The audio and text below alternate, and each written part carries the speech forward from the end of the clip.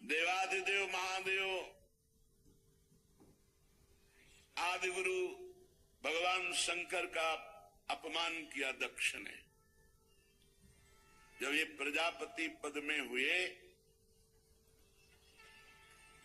तो सभा हुई, उस सभा में सब महान जन पधारे, भगवान श्री हरि नहीं आए। सभा में जब कोई बड़ा सम्माननीय पद या कोई बड़ा महापुरुष पधारे तो खड़ा हो जाना चाहिए हाथ जोड़कर, ऐसी मर्यादा है।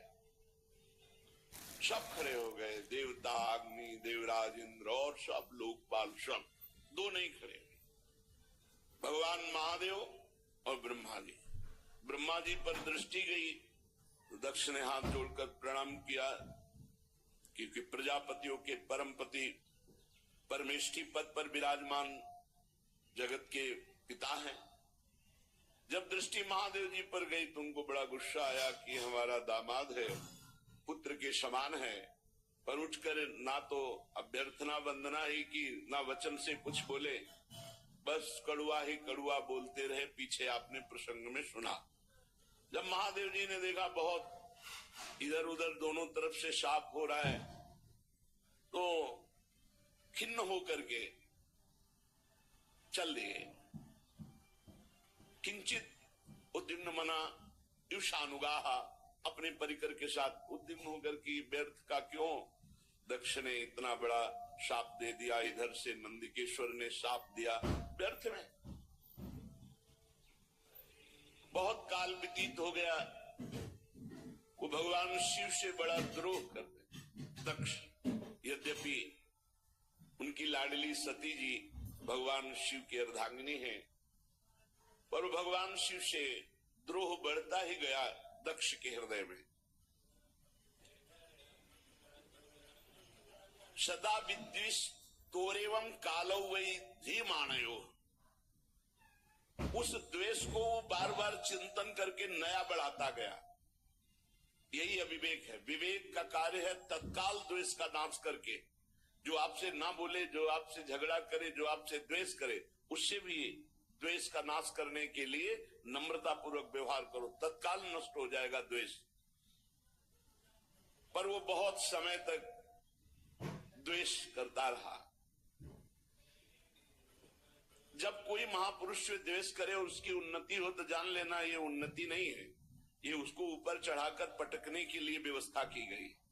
उसी समय ब्रह्मा जी ने प्रजापति तो पहले ही बना दिया था, प्रजापतियों का अधिपति बना दिया।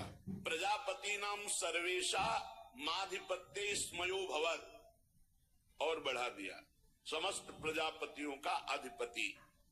अब तो और अहंकार बढ़ गया। भगवान शंकर को नीचा दिखाने के लिए ब्रह्म ऋषियों को निमंत्रण दिया और वाजपेयी यज्ञ किया, बिल्कुल शिव का भाग नहीं दिया। फिर बृहस्पति सौ नामक बहुत बड़ा यज्ञ है ये। जब इस यज्ञ को अनुष्ठान में बड़े बड़े ऋषियों को निमंत्रण, सब भगवत स्वरूपों को निमंत्रण, लेकिन भगवान शंकर के यहाँ कोई निमंत्रण नहीं, यज्ञ में कोई भाग नहीं। यज्ञ उत्सव में सभी ब्रह्म ऋषि, देव ऋषि, पितर, देवता आदि अपनी अपनी पत्नियों के साथ पधारे। सबका विधिवत स्वागत किया दक्ष ने। खास बात यहां थी कि जो और बहनें थी सती जी की,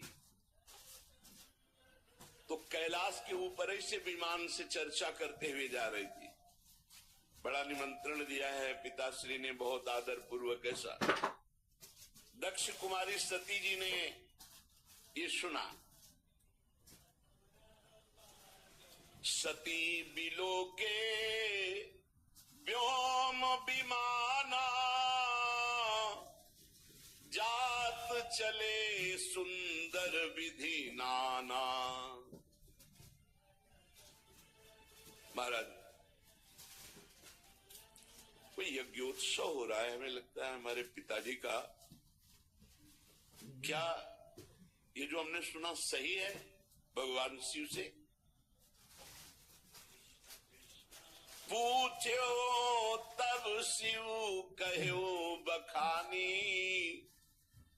पिता यज्ञ सुनी कछु हर सानी। भगवान शिव ने कहा सत्य है, तुम्हारे पिता इस समय बड़े पद पे हैं, बहुत बड़ा यज्ञ कर रहे हैं, और ये सब निमंत्रित देवांगनाएं, देवता, तुम्हारी बहनें, ये सब जा रही हैं।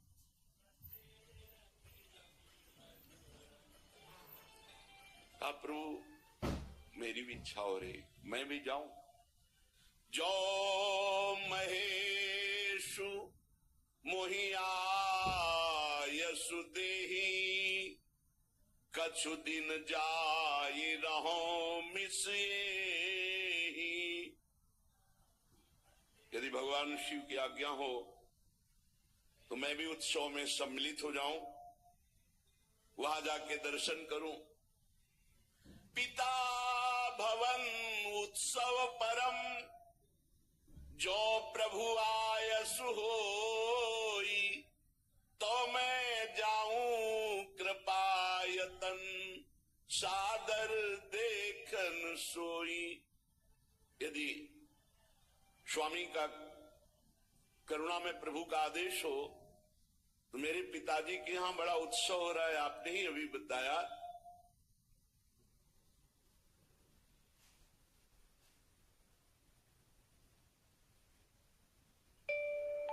मेरा नाम सुमित अंतिल है और मैंने जेवलिन में भारत के लिए 2 पैरालंपिक गोल्ड मेडल जीते हैं। जब से मम्मी पापा की उंगली पकड़ के चलना सीखा था, शायद तभी से ठान लिया था चैंपियन बनना है। तैयारी पूरी थी। करुणा में प्रभु का आदेश हो तो मेरे पिताजी के यहां बड़ा उत्सव हो रहा है, आपने ही अभी बताया। तो मैं जाऊं, उस उत्सव में सम्मिलित हो जाऊं, क्योंकि जाति भगवान शिव जाएंगे नहीं, बहुत बड़ा द्वेष मानते हैं दक्ष। अपने हृदय से इतना प्रियता है माता में, पिता में। अम्बा जी कहती है यदि आपका आदेश हो तो मैं जाऊं। अपने स्वामी, अपने प्रीतम से जो द्वेष करता है, अपमान करता है, निंदा करता है, साप दे दिया। अब प्रधानता प्रियतम की होनी चाहिए या पिता पक्ष की?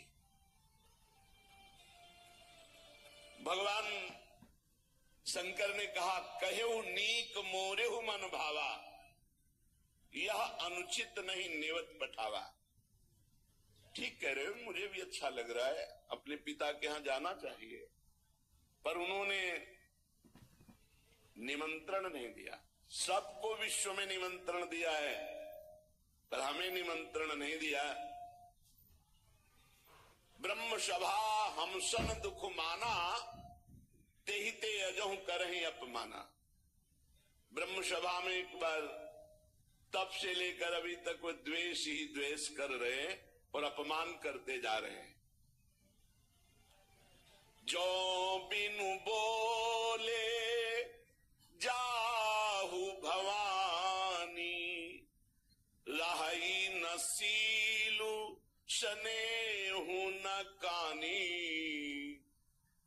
मुझे लगता है कि बिना बुलाए तुम्हें जाना नहीं चाहिए, नहीं तो तुम्हारा सील, स्नेह, शांति, मान, मर्यादा सब भंग हो जाएगी। नहीं जाना चाहिए। तो अंबाजी ने भगवान शिव की तरफ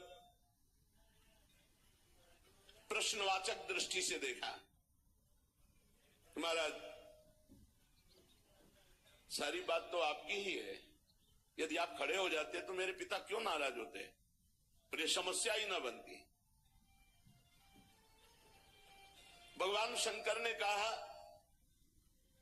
त्वयोदितम शोभनमेव शोभने अनाहुता अप्यभियंति बंधुषु। सुंदरी, तुम कह सकती हो कि उठ के खड़े होना, प्रणाम करना, अभ्यर्थना करना, आपने क्यों नहीं किया? देहाभिमान से उत्पन्न हुए अहंकारी को हम कभी सम्मान नहीं करते। भगवान शिव क्या कह रहे? देहाभिमान जिसके छाया है ऐसे अहंकारी, मदाभिमानी, द्वेषी, इनका हम सम्मान नहीं करते। विद्या, तपस्या, धन, सुदृढ़ शरीर, जवान अवस्था और उच्च कुल, ये 6 सत्पुरुषों में तो गुण का काम करते हैं, पर यही अगर नीच स्वभाव वालों में आ जाए तो अभिमान बढ़ा देते हैं और दोष का काम करते हैं। उनकी विवेक शक्ति नष्ट हो जाती है और वो महापुरुषों का भी अपमान कर देते हैं। इसी से जिन्हें तुम अपना बांधव समझ रही हो, वो हमें शत्रु समझ रहे हैं। तुम्हें नहीं जाना चाहिए। बाण से बिंदने पर हृदय में उतना कष्ट नहीं होता जब प्रियजनों के द्वारा वाणी से हृदय भेद दिया जाता है। रात दिन वो वाणी वाले दुख देते रहते हैं, पीड़ा देते रहते हैं। सुंदरी, तुम जानती हो कि तुम्हारे पिता बड़ी उन्नति को प्राप्त हैं। वे तुम्हें बहुत प्रेम भी करते थे, अब नहीं करेंगे, क्योंकि तुम मेरी अर्धांगिनी हो। तुम्हें मान नहीं मिलेगा, क्योंकि मुझसे वो द्वेष करते हैं। जीव की वृत्ति के साक्षी अहंकार शून्य महापुरुषों की समृद्धि को देखकर हृदय में संताप और इंद्रियों में वृथा होती है। अहंकारी को जैसे दैत्यगण हरि से द्वेष करते हैं, ऐसे अहंकारी महापुरुषों से बिना कारण के द्वेष करते हैं, उनकी निंदा करते हैं, उनका अपमान करते हैं। सुमध्य में सुंदरी, ये सम्मुख जाना, नम्रता दिखाना, खड़े होना, प्रणाम करना, ये लोक व्यवहार है। तत्वज्ञानियों के द्वारा ये सब नहीं होता। तत्वज्ञानी बहुत अच्छे ढंग से लोक व्यवहार का निर्वाह करते हैं। क्या वो अंतर्दृष्टि से आत्मभाव में भगवान वासुदेव का ही नमन करते हैं, किसी दूसरे का नहीं। परम पुरुष वासुदेव को प्रणाम कर लिया, सबका प्रणाम हो गया। हम देहाभिमानियों का सम्मान नहीं करते। ना देह मानी ने, जो देह अभिमानी है ऐसों का सम्मान नहीं करते। पदाभिमानी, देहाभिमानी, इनका सम्मान नहीं करते। भगवत ऋषि जी ने भी कहा है, भूत भविष्य लोक 14 में भये हुए हरि प्यारे, 300 व्यवहार हमारो अभिमानिन ते न्यारे। अभिमानिन भगवान शंकर ने भी कहा। सबके अंतःकरण में विशुद्ध भगवान वासुदेव विराजमान है। उन्हीं वासुदेव का नमस्कार, सबका नमस्कार। जैसे मूल में जल चढ़ा दो, सब जगह पहुंच जाता है। हम तो सिर्फ भगवान इंद्रियातीत वासुदेव को नमस्कार करते हैं, दूसरे को नहीं। इसलिए विचार करो, प्रजापतियों के यज्ञ में मेरा क्या अपराध था?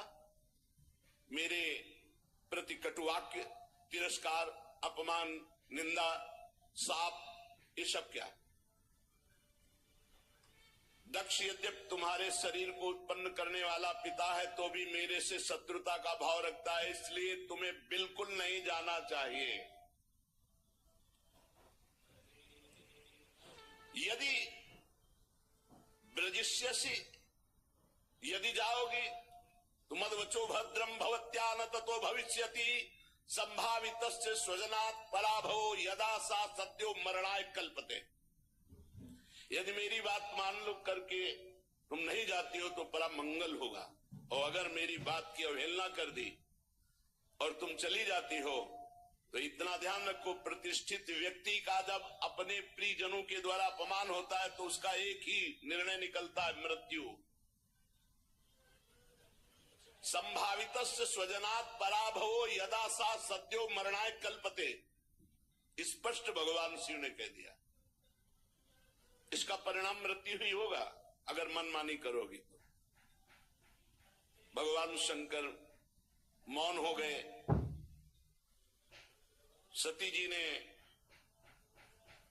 फिर दृष्टि से देखा, इस बार थोड़ा रुद्र दृष्टि थी, प्रश्नवाचक दृष्टि थी। इस बार मानो प्रश्न था कि हमने तो शास्त्रों में सुना है कि गुरु के यहां बिना बुलाए जाना चाहिए, पिता माता के यहां बिना बुलाए जाना चाहिए।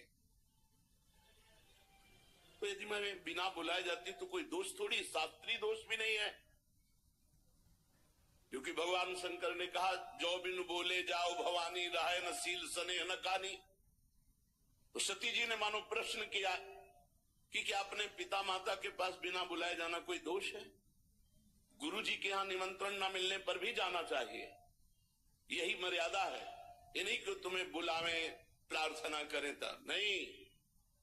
जदपि मित्र प्रभु पितु गुरु गेहा, जाई बिनु बोले हूं न संदेहा। भगवान शिव ने कहा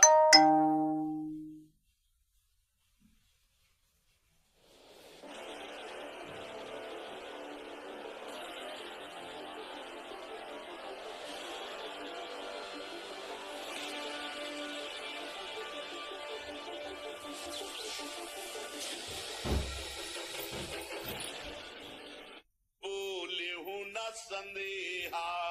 भगवान शिव ने कहा प्राण प्यारा मित्र बिना बुलाए जाना चाहिए, इष्ट देव के यहां, स्वामी के यहां बिना बुलाए जाना चाहिए, गुरुदेव के यहां बिना बुलाए, और माता पिता के यहां। ये 4 जगह है जहां निमंत्रण की परवाह नहीं की जाती।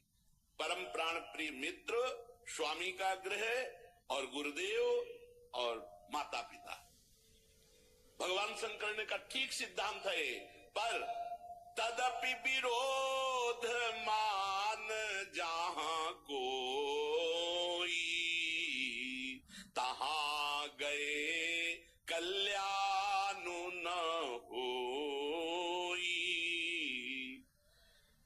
यदि मित्र द्रोह रखता है तो नहीं जाना चाहिए, यदि माता पिता द्वेष रखते हैं तो नहीं जाना चाहिए, यदि गुरु की इच्छा है कि तुम ना हो तो फिर नहीं जाना चाहिए, यदि स्वामी की इच्छा है कि तुम हमारी दृष्टि में ना पड़ो तो नहीं जाना चाहिए। तदपि विरोध मान जहां कोई, तहां गए कल्याण न होई। भगवान शिव ने कहा वहां नहीं जाना चाहिए। भांति अनेक शंभु समुझावा, भावी बस न ज्ञान उर आवा। भगवान शंकर बहुत प्रकार से समझा रहे हैं, लेकिन अंबाजी को भगवान शंकर की सीख इस समय अच्छी नहीं लग रही। क्यों? क्योंकि ममत्व जोर कस गया। माता पिता बहनों का प्यार बड़ा उत्सव है, सबसे मिलेंगी, ये जोर कस गया तो आद्य गुरु भगवान शंकर प्राण प्रीतम है, उनकी बात अच्छी नहीं लगी, खड़ी हो गई सती जी और अपने परिवार के जनों के दर्शन की इच्छा से कैलाश से चल पड़ी। फिर लौट आती है, फिर भगवान शंकर को देखती है, फिर चल पड़ती है, फिर लौट आती है। इस प्रकार कई बार ऐसी दुविधामयी स्थिति हुई। बंधुजनों की प्रबल मिलने की इच्छा और महादेव जी नाराज ना हो जाए, ये ऐसी दुविधा दुचित स्थिति आ गई। बार बार निकलना, बार बार वापस आना, आखिरी बार भगवान की शंकर की तरफ रोष दृष्टि से देखा, कांपने लगा शरीर सती जी का, और ऐसा लगा मानो भस्म कर देंगी। ततो विनिस्वस्य सती विहाय तम शोकेन रोषेण च दूयता हृदा। शोक क्रोध चित्त को बेचैन कर दिया और भगवान शंकर की तरफ रुद्ध दृष्टि से देखा। आखिरकार जिन भगवान शिव ने अपना अर्धांग उनको बनाया, उनको छोड़कर वो लंबी लंबी सांस लेती हुई माता पिता के घर की तरफ चल पड़ी। जब देखा महादेव जी ने कि अब सती जी तो रुकेंगे ही नहीं, कई हजार रुद्रगणों को आदेश किया और अपने निजी वाहन वृषभराज नंदकिशोर को आदेश किया, जाओ तुरंत जाओ। हजारों भगवान शिव के पार्षद माता जी से विनय की कि वाहन पर विराजमान हो। अपने वाहन पर नहीं माता जी जा रही, भगवान शिव के वाहन नंदकिशोर वृषभराज पर विराजमान हुई। मैना पक्षी गेंद दर्पण जितना सामग्री श्रृंगार की, श्वेत छत्र चवर माला राजचिन्ह धुंदुभी शंख बांसुरी और हजारों की संख्या में शिव पार्षद आसपास से, ये भगवान शिव ने अपनी तरफ से। माता जी आखिरी बार तो बहुत रुद्र दृष्टि देख करके गई। अब जब सेवकों के साथ यज्ञशाला में प्रवेश किया तो वहां ब्राह्मण लोग वेद ध्वनि उच्च स्वर से होड़ लगी हुई थी। देखा स्वर्ण डाब चर्म आदि के जो मिट्टी काठ आदि के पात्र अलग अलग, सब देवताओं का भाग, सबकी व्यवस्था, लेकिन पूरी यज्ञ में कहीं भी भगवान शंकर का कोई स्थान नहीं, कोई भाग नहीं। सती जी को जे ही दक्ष ने देखा तो बड़े क्रोध दृष्टि से देखा और कोई आदर नहीं, कोई बातचीत नहीं। सती जी ने देखा, अरे मेरे प्रीतम का कहीं यज्ञ में कोई भाग नहीं और ये पिता होकर मेरे साथ ऐसा बर्ताव। बहनें जो बड़ी मुस्कुराती हुई एक उपहास जनित ऐसे, निमंत्रण तो गया होगा आपके पास सती जी, हमारे पास, हमारे लिए तो वाहन भी गया था, व्यवस्था भी गई थी। अच्छा भले आ गए, उपहार। केवल एकमात्र सती जी की माता वो सहृदय प्रेम से मिली। सादर भले ही मिली एक माता, भगिनी मिली बहुत मुस्काता। दक्षिण कछु पूछी कुशलाता, सती बिलो की जरे सब गाता। सती जाई देख्यू जब जागा, कतहु न दीख शंभु कर भागा। तब चित चढ़े जो शंकर कहे वो, प्रभु अपमान समुझी उर दहेऊ। सती जी ने देखा कि बहनें मुस्कुरा करके मिल रही हैं, पिता तो देखते ही जल गया और भगवान शंकर का कहीं कोई भाग नहीं। बहुत क्रोध आया, मानव संपूर्ण लोगों को अंबा भस्म कर देंगी। दक्ष की तरफ देखकर कहा, कर्म मार्ग के अभ्यास में घमंडी शिव जी से द्वेष करता है।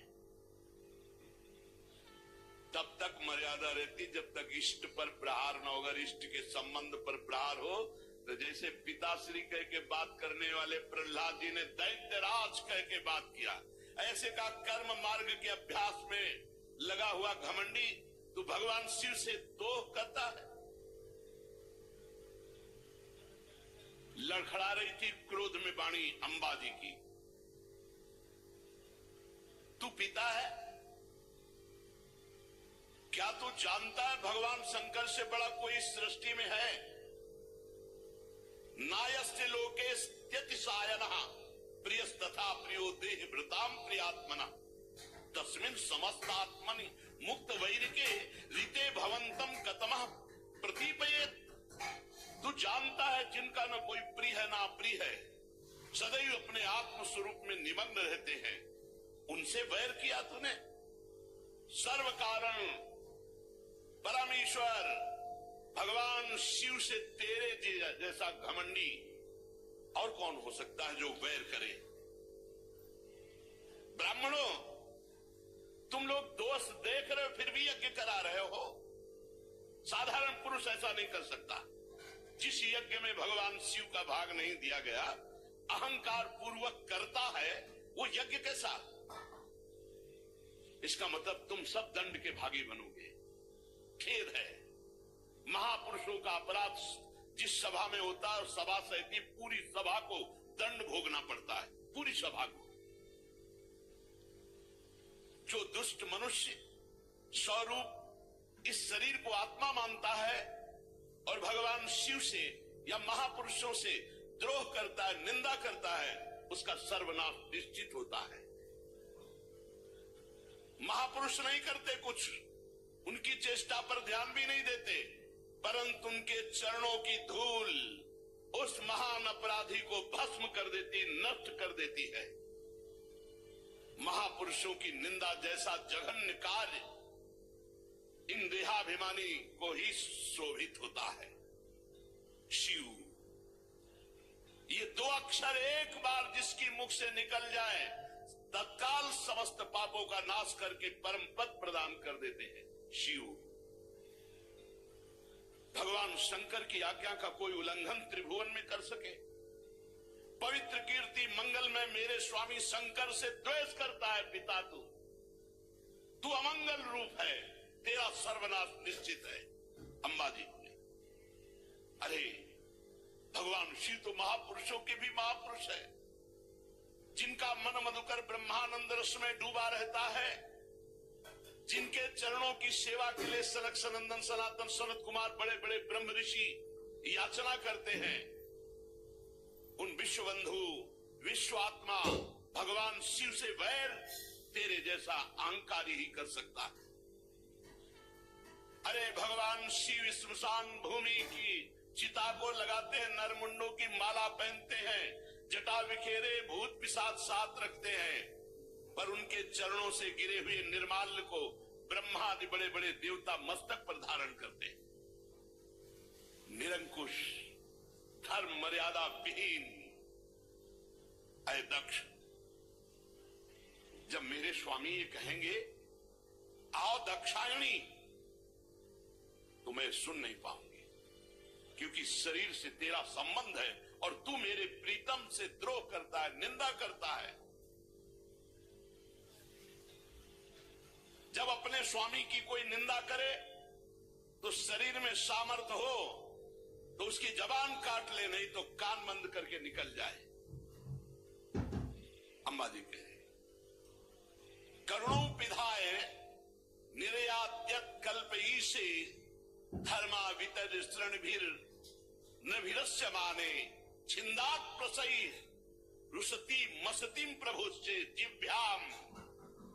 या तो कान में अंगुली डाल करके सभा से निकल जाए, या उसकी जबान काट दे जो अपने इष्ट की, अपने स्वामी की निंदा कर रहा। बकवाद करने वाली अमंगल रूप दुष्ट जिह्वा को काट डाले। दोनों इस समय में नहीं कर सकती।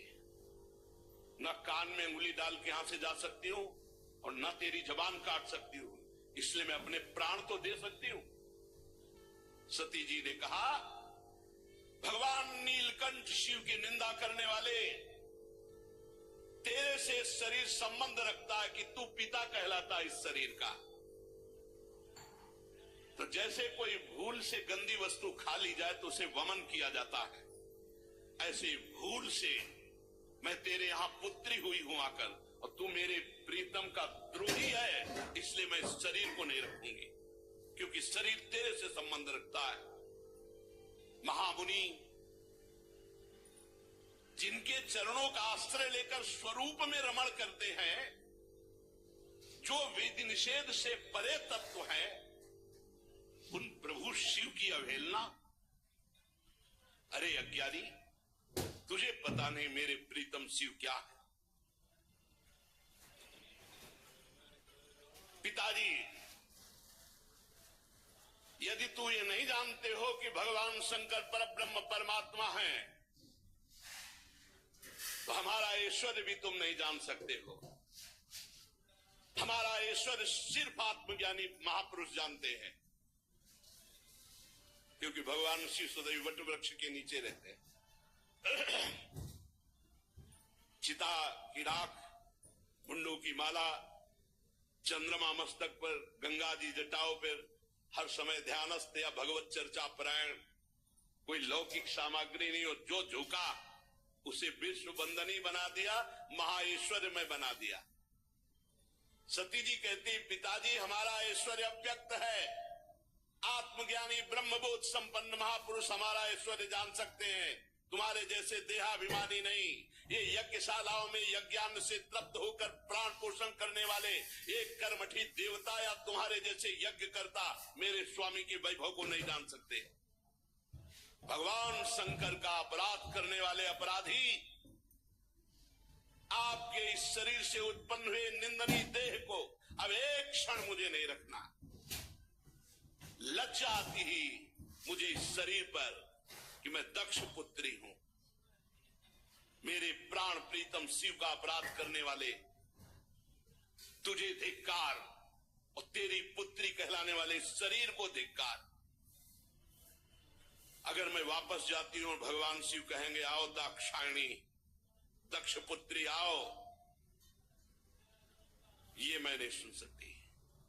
ये मैं नहीं सुन सकती कि भगवान शिव का अपमान करने वाले शरीर से हमारा संबंध है। उत्तर दिशा की तरफ मुख करके मौन होकर बैठ गई, आचमन किया, पीला वस्त्र ओढ़ा, आंख मूंद करके योग मार्ग में स्थित हुई। तत्काल आसन बांधकर प्राणायाम, प्राणवायु को नाभि चक्र का भेदन करते हुए उदान वायु को नाभि चक्र से ऊपर उठा करके अनिंदिता महामहिमामयी सती हृदय स्थित वायु को कंठ मार्ग से भ्रकुटी के बीच में लाकर और सबके परम पूजनीय अपने प्राण प्रीतम भगवान शंकर का ध्यान, और ध्यान करते हुए अंदर से मांगा, बार बार मेरा जन्म हो और मेरे पति जगत गुरु भगवान शंकर हो। अंतिम समय ध्यान में यही मांगा कि बार बार मेरा जन्म हो और हर जन्म में हमारे पति जगत गुरु भगवान शंकर हो। बस भगवान शंकर के ध्यान में तन्मय होकर सब कुछ भुला दिया। यहां तक ये भूल गई कि मैं दक्ष पुत्री सती हूं। सब विस्मृत, केवल शिव। तुरंत आग लग गई, चरणों से लेकर पूरे शरीर में आग लग गई। भगवान शिव के चिंतन में तन्मय और अपने प्राण त्यागने की जे भी धारणा की तो योगाग्नि प्रकट हो गई अंबा जी के शरीर में। हाहाकार मच गया, पूरे शरीर में दिव्य आग। समस्त देवता जो यज्ञ में सब कोलाहल मच गया, भागे सब इधर उधर भागे कि अब तो आतंक हो जाएगा, अब तो सर्वनाश का खेल होगा। क्योंकि सती जी ने शरीर छोड़ दिया तो रुद्रगण कैसे किसी को चैन से रहने देंगे। जो बड़े बड़े याज्ञिक थे उन्होंने कहा, अरे ये दक्ष के दुर्व्यवहार से कुपित होकर देवादिदेव महादेव की प्रिया सती ने अपने शरीर को त्याग दिया।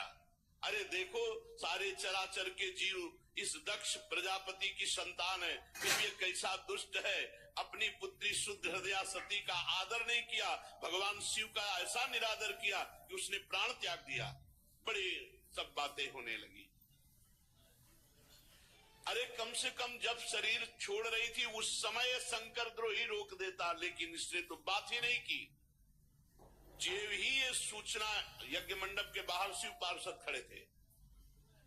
शिव पार्षदों को सूचना मिली, हाहाकार मचा हुआ, सती जी ने अपने शरीर में योगाग्नि प्रकट कर ली। हाथ तो उठा उठा करके पटकने लगे जितने भगवान शिव पार्षद थे। जो मिले पंडित यजमान, जो भयंकर रुद्र लीला। महाराज सर्व समर्थ भृगु जी ने देखा, यज्ञ में तो विघ्न डाल दिया। तो न अपहृतम रक्ष इस मंत्र का उच्चारण करके जय स्वाहा दक्षिणाग्नि में आहुति दी तो रिभु नाम के महान बलवान देवता प्रकट हुए तत्काल मंत्र के बल से, और बड़े तेजों में ब्रह्म तेज से संपन्न, और उन्होंने जलती हुई लकड़ी जो मिला उठा उठाकर भगवान शंकर के गणों की पिटाई करके भगा दिया यज्ञ रक्षा कर भृगु जी के मंत्र से। उधर देवर्षि नारद जी भगवान शंकर शांत बैठे हुए थे। हर हर महादेव, नारायण नारायण नारायण। भगवान शंकर ने आंख खोली, बोले प्रभु बड़ा मंगल हो गया, दक्ष ने आपका भाग नहीं दिया यज्ञ में और माता जी से बात भी नहीं की। आपकी निंदा आपका अपमान ना सह सकने के कारण सती देवी ने योगाग्नि के द्वारा अपने शरीर को भस्म कर दिया, और आपके पार्षद जब उनको दंड देने लगे तो भृगु जी ने रिभुओं को मंत्र के द्वारा इतना प्रबल पार्षद रूप प्रकट किया कि आपके पार्षदों को मार के भगाया वो आ रहे हैं। भगवान शंकर उस समय सती का भस्म होना, पार्षदों का अपमान, तो क्रुद्धा सुदृष्टोष्ट पुटः सा धूर्तिजटाम। भगवान शिव क्रोध से ओट चबाने लगे और जटाएं से बिखेर ली और एक जटा पकड़ी जो बिजली की तरह चमक रही थी और उखाड़ कर पृथ्वी पर पटक दिया एक जटा को। जे ही पटका तो इतनी जोर का अट्टहास हुआ मानो विश्व का विनाश हो जाएगा। देखा देखते देखते जमीन से आकाश को चीरते हुए इतना भयानक वीर, इतना शरीर विशाल था कि ऐसे देखो तो छाती स्वर्ग तक पहुंच चुकी थी। 1000 भुजाएं, मेघ के समान श्याम वर्ण, चलते हुए 3 विशाल नेत्र, बाहर मुंह से निकली हुई विकराल दाढ़ें, अग्नि की ज्वाला के समान लाल लाल जटाएं, गले में नरमुंडों की माला और 1000 हाथों में 1000 अस्त्र धारण किए हुए। तम किम करोमीति गृणन्तमाह बद्धांजलिं भगवान भूतनाथा। हाथ जोड़कर वो महावीर बोला, हे भूतनाथ, क्या आज्ञा है हमारे लिए। दक्षम सयज्ञम जहि मत भटानाम त्वम गणो रुद्र। भटांश को मैं।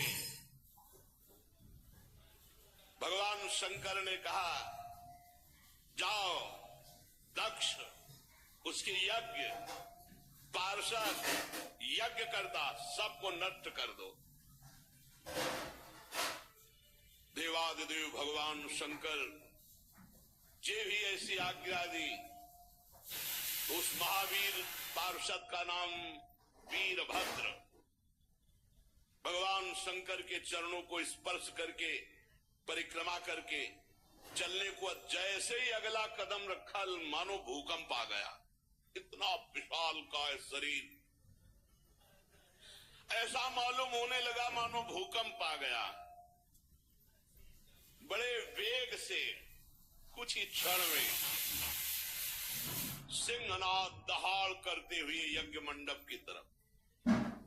1000 हाथों में और अस्त्र तो है, भगवान शंकर का विशेष त्रिशूल हाथ में लिए हुए, मानो त्रिशूल संसार का संहारकारी मृत्यु ही त्रिशूल रूप धारण किए हो। हजारों सेवक और पीछे चल रहे रुद्रगण, आगे वीरभद्र। वीरभद्र के पैरों की धमक से पृथ्वी हिल रही थी। ऋत्वज यज्ञशाला में जजमान सदस्य ब्रह्म ऋषि धमक से समझ गए कुछ गड़बड़ होने वाला।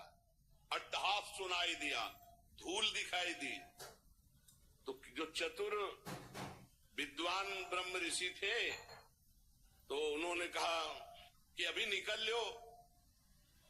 जो कुछ समझदार थे तो लघु शंका के बहाने, और जो थे कि मैं मंत्र के द्वारा देवता प्रकट करूंगा फिर रुद्रगणों की, अब वो बात नहीं थी, क्योंकि ये और कोई नहीं, महाकाल स्वयं रूप धर के वीर रुद्र का। जब वो चल रहे थे तो ऐसा लग रहा था आंधी तूफान चल रहा है, इतनी धूल उड़ रही थी, जटाएं ऐसी चमक रही थी मानो बिजली चमक रही हो, अट्टहास गर्जना।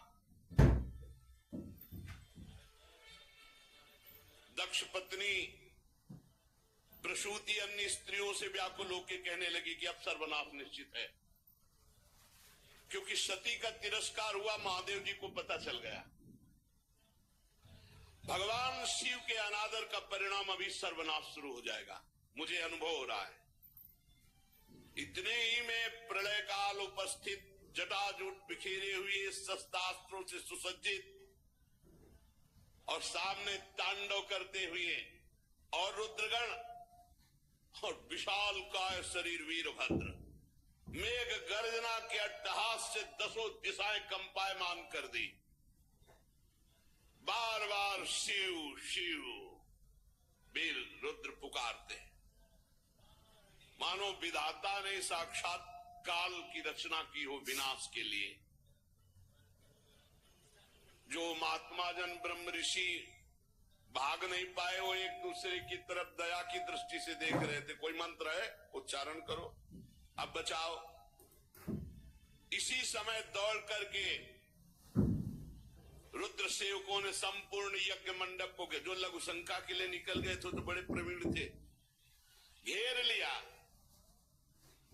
और भगवान शिव के जो गण हैं, किसी का मुख मगरमच्छ जैसा, कोई भूरे रंग का, कोई बौना, कोई कैसे कैसे भगवान शिव के गण हैं।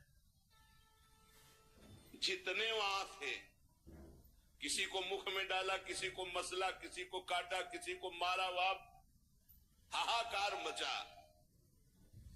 किसी ने यज्ञशाला के खंभों को तोड़ दिया, किसी ने यज्ञ के पश्चिम भाग को नष्ट कर दिया, किसी ने सभा मंडप को, किसी ने उत्तर भाग को, किसी ने यजमान गृह को, किसी ने पाकशाला को, किसी ने यज्ञ के पात्र जो देवताओं के भोग लघुशंका का यज्ञ नष्ट हो, दक्ष नष्ट हो और संपूर्ण सभा को दंड मिले, ये भगवान शिव का आदेश है। जो अग्नियां घी से तृप्त चल, लघुशंका, पेशाब, हर देवता को दंड मिल रहा है। यहां भगवान शिव का तांडव शुरू। रुजुर यज्ञ पात्राणि तथैकेगाग्नीन नाशयन कुंडेषु मूत्रयन केचित् दुर्वेद मेखला। कोई यज्ञ कुंड में पेशाब कर रहा है, कोई वेदी को जो मंत्रों से मेखला सूत्रों से सुरक्षित रखा गया तोड़ दिया। कोई भी अग्नि वहां सुरक्षित नहीं थी जिसमें लघुशंका न किया, सब बुझा दी। जो बड़े बड़े ऋषि शुरुआत लिए थे, पकड़ पकड़ के दाढ़ी मार पिटाई दक्षिणा। भगदड़ मच गई पूरी यज्ञशाला में। जो देवता भागे उठा के पटक दिया। मणिमान जी ने भृगु जी को, जो देवता जी भू प्रकट किए थे, बांध लिया, उठा के पटक दिया और छाती में धर करके चरण की दाढ़ी उखाड़ी। चंडीस ने पूखा को, जब वो साप दे रहे थे ना तो हंस रहे थे, जब सती जी नाराज होकर बोल रहे थे तब हंस रहे थे। तो चंडीस ने पहला घूंसा मारा कि 32 उनके बाहर निकल आए। जो पूषा देवता थे, नंदीश्वर ने भग देवता को पकड़ा, हो आंख दिखा दिखा के दोनों आंखें फोड़ दी। और वीरभद्र ने प्रजापति दक्ष को ऐसे जैसे बाज अपने पंजे में पकड़ लेता छोटे पक्षी को, ऐसे दक्ष प्रजापति को पकड़ा। भगवान शंकर के रुद्रों की जो सेना थी, भयंकर लीला शुरू हुई। बड़े बड़े देवता गिरा के मार पत्थर कुचल रहे हैं। जितने ऋत्वा सदस्य देवता जितने आए हुए निमंत्रण में थे, कोई ऐसा नहीं जिसको पीटा न हो, जिसके अंग भंग न हो गए। भगदड़ मच गई पूरी, किसी को भागने नहीं, आसपास से घेरे हुए। भृगु जी शुरुआ हाथ में लिए थे, वीरभद्र का बड़ी लंबी दाढ़ी उखाड़ दी। जो प्रजापति ऐसे मुछ बैठे हुए सब बैठे थे, महादेव जी के पार्षदों ने मुछ उखाड़ ली, किसी की दाढ़ी उखाड़ ली, दांत तोड़ दिए, आंख फोड़ दिए। भारी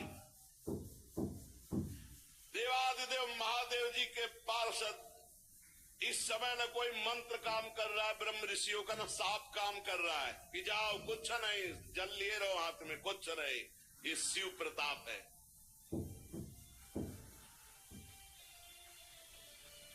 महादेव जी के जो कटु वचन सुन रहे थे कानों में, काने छेद दिए। जो हंस रहे थे दांत तोड़ दिए। वीरभद्र उठा के पटक दिया दक्ष को, छाती पे घुटना रखा और मंत्रों से इतना सुदृढ़ यजमान को कर दिया गया था कि काल भी नहीं मार सकता अस्त्र के द्वारा। अब एक विशेष तलवार से उन्होंने, लेकिन खरोच भी नहीं लगी दक्ष के गले में। हर शस्त्र का प्रयोग किया वीरभद्र ने, लेकिन मंत्रों के बल से जजमान सुरक्षित थे। दक्ष का एक रोम भी नहीं काट पाए।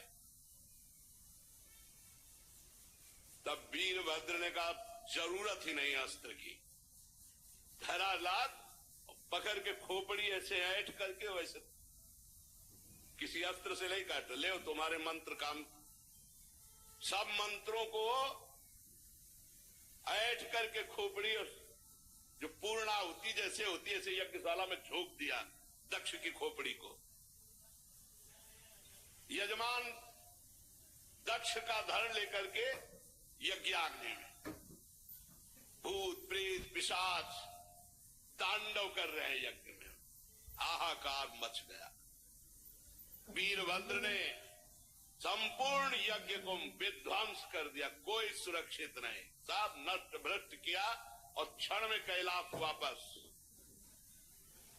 भगवान शिव को प्रणाम किया और कहा प्रभु जैसा आपने आज्ञा की थी वैसा ही हुआ। त्रिशूल पट्टिस गदा परिग मुदगर आयुधों से छिन्न भिन्न होकर ऋत्वज सदस्य जजमान साफ नष्ट भ्रष्ट कर दिए गए। अब उनमें जिनकी सांसें चल रही थी, अब ऐसे ऐसे महापुरुष थे, अंतर ध्यान हुए, ब्रह्मा जी के पास पहुंचे, बोले प्रभु ऐसा ऐसा सब पूरा। दो नहीं गए थे इस यज्ञ में, न ब्रह्मा जी गए थे न भगवान हरि गए थे। ये पहले से जानते थे कि जहां शिव का अपमान होता है वहां सर्वनाश लीला होती है, इसलिए यज्ञ में नहीं गए थे, न ब्रह्मा जी न श्री हरि। जब जो बचे हुए देवता वो जाकर के वहां प्रार्थना की, सब अंग भंग, तो भगवान श्री हरि ने कहा परम तेजस्वी पुरुष का अगर कोई दोष भी बन जाए तो उसका अपराध नहीं करना चाहिए, फिर निर्दोष महापुरुष का अपराध करने पर तो सर्वनाश हो ही जाएगा।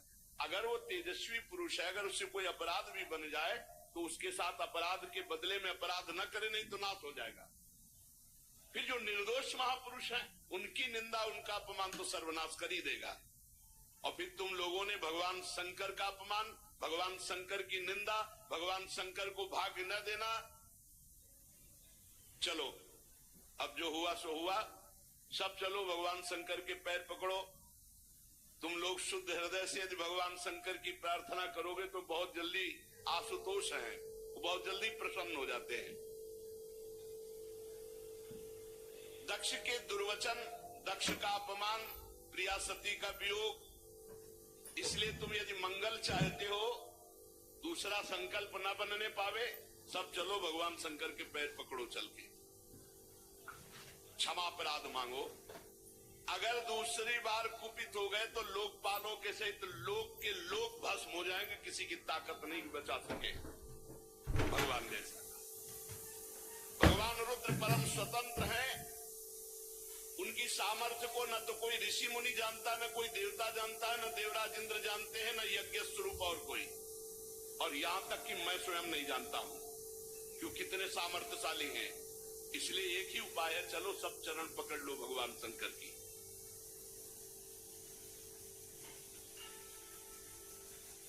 इस प्रकार जब सबको प्रेरित किया तो भगवान ब्रह्मा जी प्रजापतियों को, पितरों को और जो बचे खुचे पिटे फुटे देवता थे उनको साथ लेकर कैलाश गए। कैलाश पर्वत दिव्य औषधियों से, दिव्य मंत्रों से और योग आदि से सुरक्षित है। ऐसा नहीं कि हर कोई कैलाश में प्रवेश पा लेगा। दिव्य औषधियां, दिव्य मंत्र, दिव्य योग आदि और दिव्य देवता, किन्नर, गंधर्व आदि के द्वारा सुरक्षित है।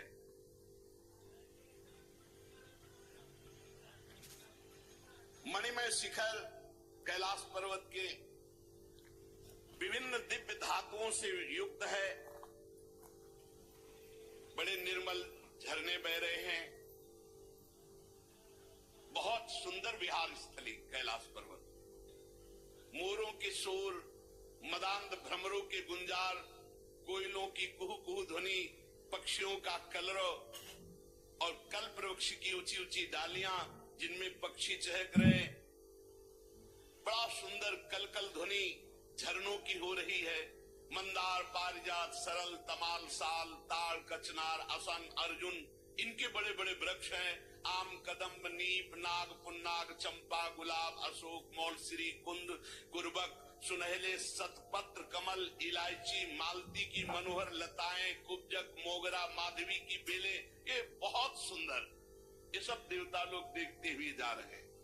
कटहल, कूलर, पीपल, पाकर, बड़, गूगल, भोज वृक्ष, औषधि जाति के पेड़, केले, नाना प्रकार के सुपारी, राजपूग, जामुन, खजूर, आमड़ा, आम, पियाल, महुआ, लिशौड़ा, ये बड़े बड़े वृक्ष।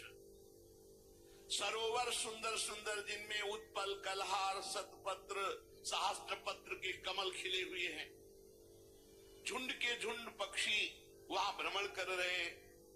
हरिण, बानर, जंगली सुअर, सिंह, रीछ, शाही, नीलगाय, सरप, बाघ, कृष्ण मृग, भैंसे, करड़ांत, एक पद, अश्वमुख, भेड़िया, कस्तूरी मृग, ये सब झुंड के झुंड बनाकर, और देखा कि उसके चारों ओर नंदा नाम की दिव्य नदी, जिसमें केवल देवी सती ही स्नान करती थी।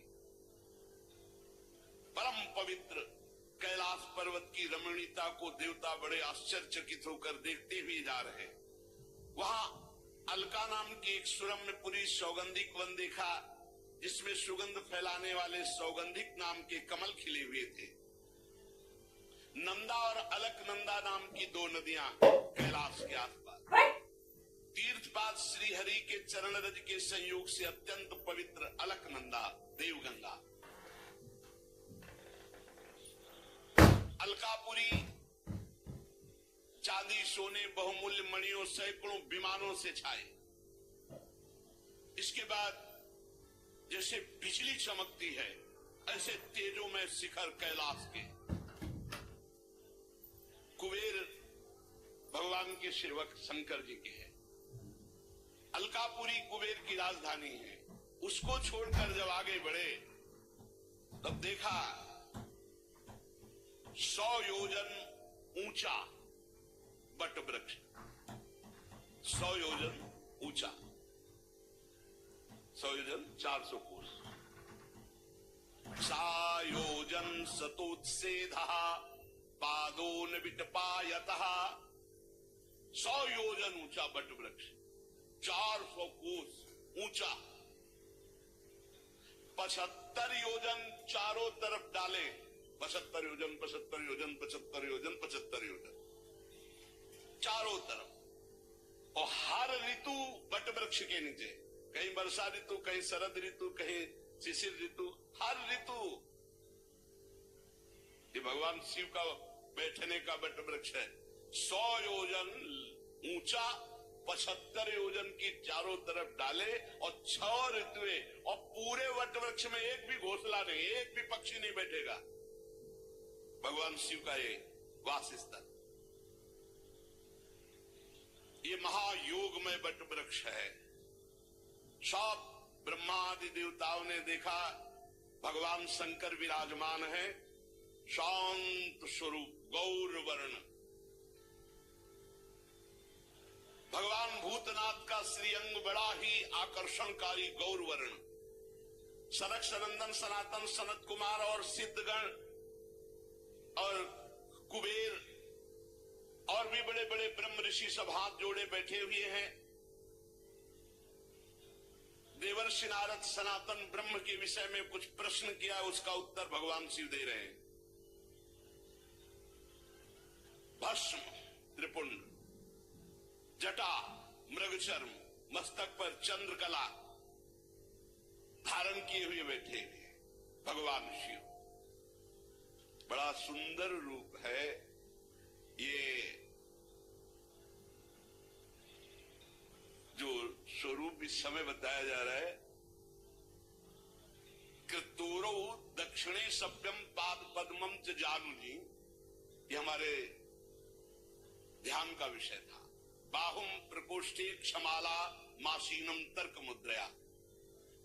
बायां चरण दायां चरण ऐसे हिलगा हुआ है, बायां चरण दाहिनी जांग पर है और बायां हाथ बाएं घुटने पर, यहां कलाई में रुद्राक्ष की माला और तर्क मुद्रा से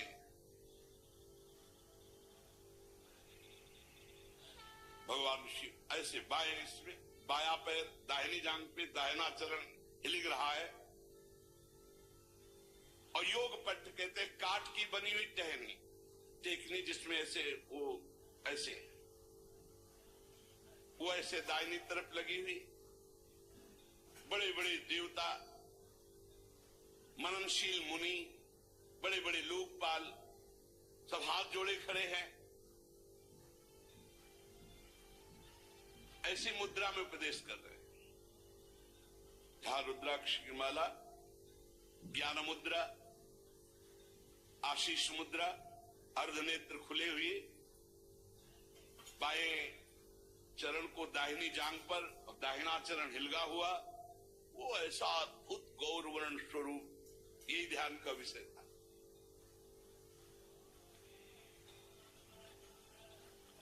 समस्त देवता दैत्यों के अधिपति ब्रह्मादि सब महादेव जी के चरण कमलों की वंदना की।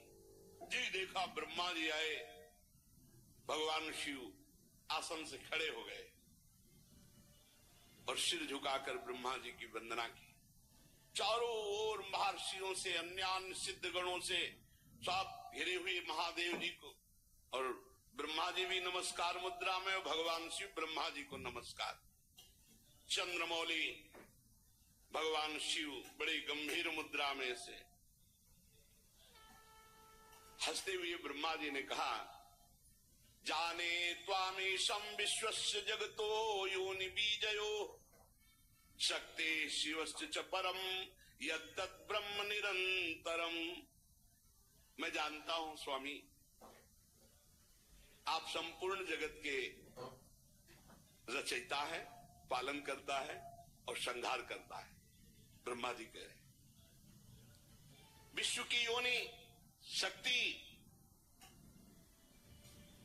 और विश्व के पुरुष शिव स्वरूप आप ही पर ब्रह्म है, आपसे ही संपूर्ण सृष्टि प्रकट होती, शिव और शक्ति से। भगवान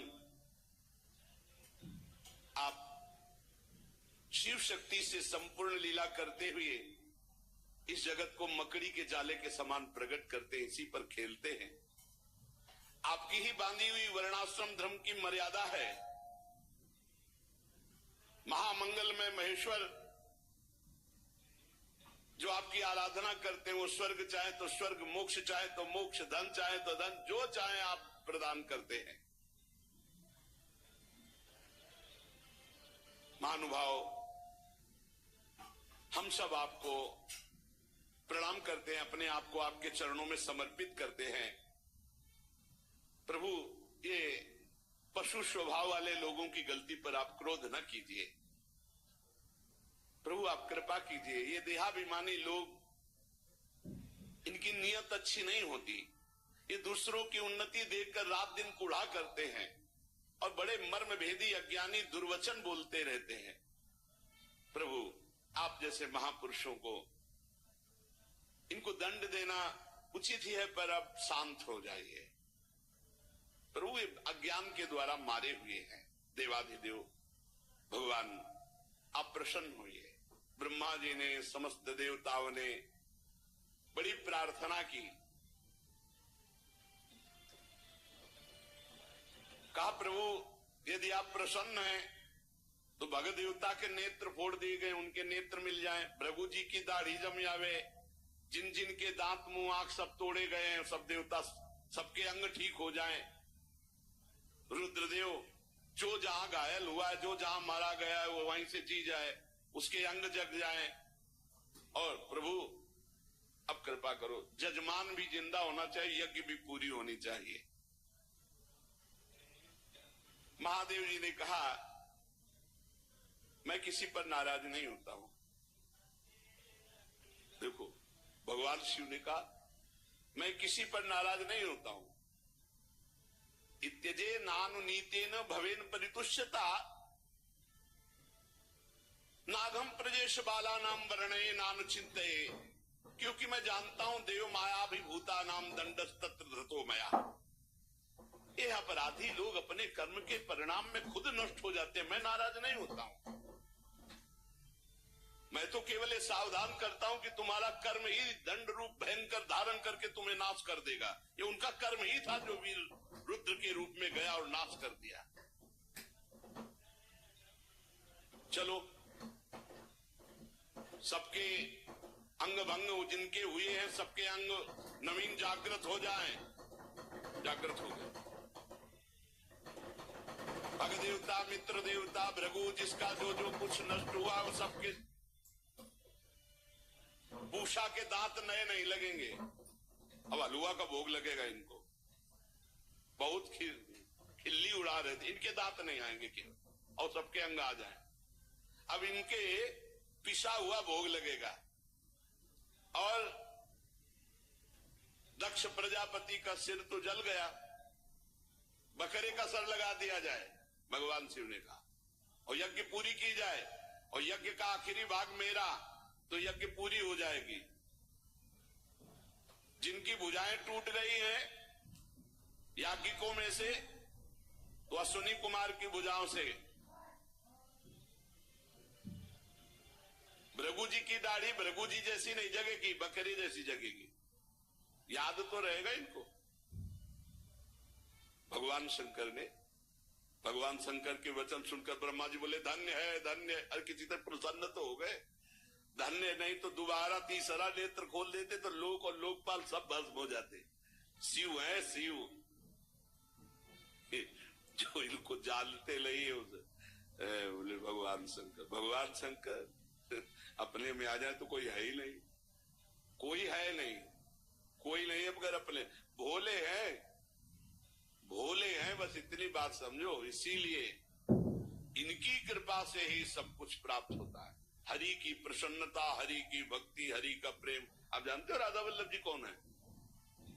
इन्हीं की आत्मा है, इन्हीं से प्रकट हुए हैं, इन्हीं से प्रकट हुए। भगवान शिव है।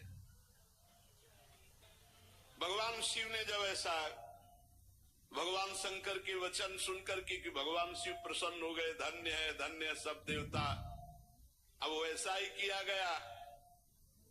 महादेव जी से कहा गया कि यज्ञशाला में पधारो, तो ब्रह्मा जी लेके गए महादेव जी को यज्ञशाला में। भगवान शंकर की दृष्टि पड़ते ही सब जीवित हो रहे जितने मारे गए थे, और जैसा जैसा विधान किया वैसा सबके अंग। अब एक जो यज्ञ पशु बकरा, वो उसका सर दक्ष के गर्दन में जोड़ा गया। ये ही जोड़ा गया तो शिव दृष्टि पड़ते ही उठ गए, बहुत कड़ुआ बोलते थे। शिव को देखा अब तो हृदय एकदम, महादेव जी की स्तुति करना चाहते थे, पर सती जी का स्मरण आने पर आंसू आ गए और चिल्ला चिल्ला करके वो रोने लगे। प्रेम विह्वल प्रजापति दक्ष जैसे तैसे अपने को रोका। अब बकरे की आवाज में क्या होता है स्तुति, बहुत जोर के बोलते थे। भगवान शंकर कुछ बोल ही नहीं पा रहे तो भगवान शंकर ने सामर्थ्य दी। तब दक्ष बोले, भूयान अनुग्रह अहो भवता कृतो में, दंडस्त्वया मयि भृतो यद्यपि प्रलब्धा, ना ब्रह्म बंधुश्चवान भगवन्नवज्ञा, तुभ्यम हरेश्च कुतएव धृत व्रतेषु। भगवान मैंने अपराध किया है आपका, और आपने जो थोड़ी शिक्षा के लिए दंड दिया इसको मैं कृपा मानता हूं। आज मेरा अहंकार नष्ट हो गया।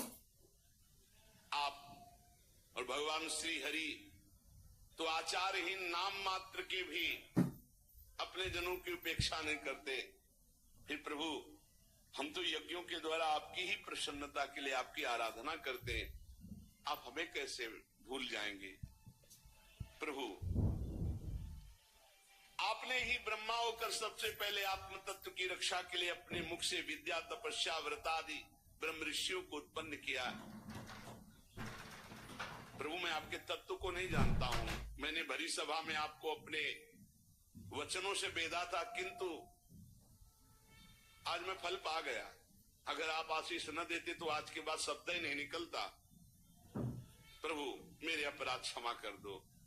पूज्यतम महानुभावों को अपने जनों के अपराध क्षमा करने ही पड़ते हैं। आप अपनी करुणा भरी दृष्टि से मुझे उबार लो। अब भी आपको प्रसन्न करने के लिए मेरे पास गुण नहीं है, बस आप अपनी कृपा से प्रसन्न हो जाओ, उदारतापूर्ण बर्ताव से प्रसन्न हो जाओ। आशुतोष भगवान शंकर प्रसन्न हो गए। उपाध्याय ऋत्वज आदि की सहायता से यज्ञ आरंभ हुआ। ब्राह्मणों ने मंत्रों के द्वारा पूरी सब पवित्रता की, फिर यज्ञ प्रारंभ की और फिर भगवान का आवाहन किया। पहले यज्ञ में न तो ब्रह्मा जी आए थे न भगवान आए थे। जब भगवान शंकर पधारे तो आवाहन जो ही किया तो उसी समय श्याम वर्ण कमर में सुवर्ण की गर्दनी पीतांबर धारण किए, अनंत सूर्यों के समान दीप्यमान मुख कमल, नीली अलकावली कांतिमय कुंडलों से शोभायमान, और शंख चक्र बाण धनुष गदा खड्ग और शंख चक्र बाण धनुष गदा खड्ग ढाल भगवान 8 भुजा धारण किए हुए वहां प्रकट हुए। हृदय में श्री वत्स का चिन्ह, सुंदर बनमाला, उदार हास, लीला में कटाक्ष आनंद मगन करते हुए आसपास सहस्त्रों पार्षद प्रकट हो गए, जो चवन ढुला रहे हैं, कोई छत्र लिए है। भगवान पधारे ये देख करके ब्रह्मा जी, महादेव जी, देवराज इंद्र, सब ऋषि आनंदित हो गए और भगवान को प्रणाम किया। सबकी जिह्वा लड़खड़ा रही थी। भगवान की तेज के सामने कोई बोलने में समर्थ नहीं हो रहा था। ब्रह्मा जी की भी मति काम नहीं कर रही थी, ऐसा भगवान का दिव्य रूप। दक्ष ने, ऋत्विजों ने, सदस्यों ने, भगवान शंकर ने, भृगु जी ने, ब्रह्मा जी ने, इंद्र ने, याज्ञिकों ने, ऋषियों ने, सिद्धों ने, यज्ञ पत्नियों ने, लोकपालों ने, योगेश्वरों ने और ब्रह्म स्वरूप वेद मूर्तिमान होकर के, फिर अग्निदेव मूर्तिमान होकर समस्त देवताओं ने, गंधर्वों ने, विद्याधरों ने और ब्राह्मणों ने, सबने भगवान की अलग अलग स्तुति की। श्री भगवान ने कहा, ध्यान से सब लोग सुन लो। जब सबने विनय की, इन सब ने, तो भगवान ने कहा, सुनो, जगत का परम कारण मैं ही महादेव हूं, मैं ही ब्रह्मा हूं और मैं ही हरि हूं। उपाधि शून्य, हे विप्र वरो, तुम मेरी इस बात को स्वीकार करो कि जो मोरे ब्रह्मा विष्णु और शंकर इन तीन रूपों में थोड़ा भी भेद देखता है और किसी का भी अपमान करता है, वो कभी सुरक्षित नहीं रह सकता। भगवान कह रहे अहम ब्रह्मा च सर्वश्च जगतः कारणम परम आत्मेश्वर उपदृष्टा स्वयं दृग्